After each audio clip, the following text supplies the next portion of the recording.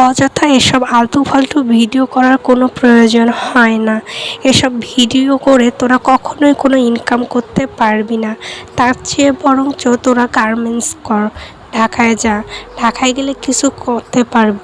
কিছু মানুষের এসব কথা শোনার পর মাঝে মাঝে খারাপও লাগে, আবার রাগও ওঠে। কেন ঢাকায় যারা গার্মেন্টস করে তারা কি মানুষ না? তারা কি পরিশ্রম করে না? তাদেরকে কি কেউ মুখ দেখে টাকা দেয়? কখনোই না। কেউ কারো মুখ দেখে কখনোই টাকা দেয় না। তারা মাথার ঘাম পায়ে ফেলে 12 ঘন্টা কাজ করার পর তাদেরকে টাকা দেয়। আসসালামু আলাইকুম, সবাই কেমন আছেন? আশা করি সবাই ভালো আছেন। কিছু মানুষ আমাকে দেখে বলে আমি নাকি অযথা ভিডিও বানাই, আলতু ফালতু ভিডিও বানাই। এসব না করে আমার গার্মেন্টসে যাওয়াই উচিত। আমাকেও বলে, সাথে সাথে বাবুর আব্বুকেও বলে। কেন আমি তাদেরকে এই কথাটাই বলতে চাই, আমরা কি কখনো তোমাদের কারো কাছে গিয়ে হাত পাতাইছি যে আমরা না খেয়ে আসি, আমাদেরকে এক মুঠ ভাত দাও?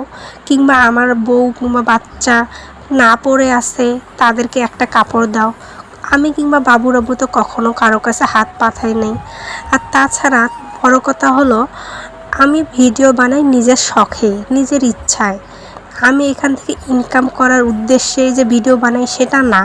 আমি হয়তো বা এখনও পর্যন্ত মনিটাইজেশন পাইনি, সেটা ঠিক আছে। তাই জন্য কি বাবুর আব্বু আমাকে ভাত দেয় না?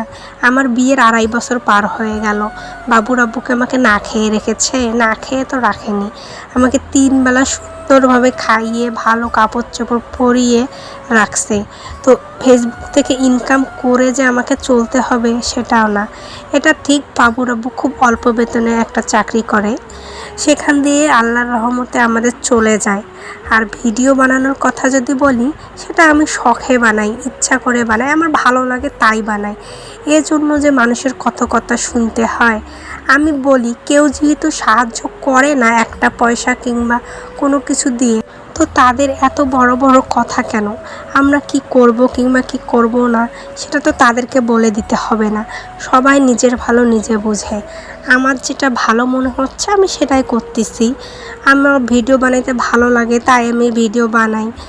সেটা কার ভালো লাগুক কিংবা কার খারাপ লাগুক সেটা দেখার বিষয় না। অনেক মানুষ আছে বাবুর আব্বুকে বলে তোমার বউ কেন এটা করে, আমার আম্মুকে বলে তোমার মেয়ে কেন এটা করে। আসলে আমার যা ভালো লাগে আমি তাই করি। এতে বাবুর আব্বুরও কোনো সমস্যা হয় না, আমার আম্মুরও কোনো সমস্যা হয় না। তো মানুষের সমস্যা হয়ে লাভ কি? মানুষ তো আমাকে আর সাহায্য করতে আসবে না। তাই আমার যেটা ভালো মনে হয় আমি তাই করি। আশা করব এরপরে কেউ আমাকে এসব কথা বলবে না যে আমি কি করতেছি না। এসব বলার কারো কোনো প্রয়োজন নেই। আজকের ভিডিওটি এই পর্যন্তই।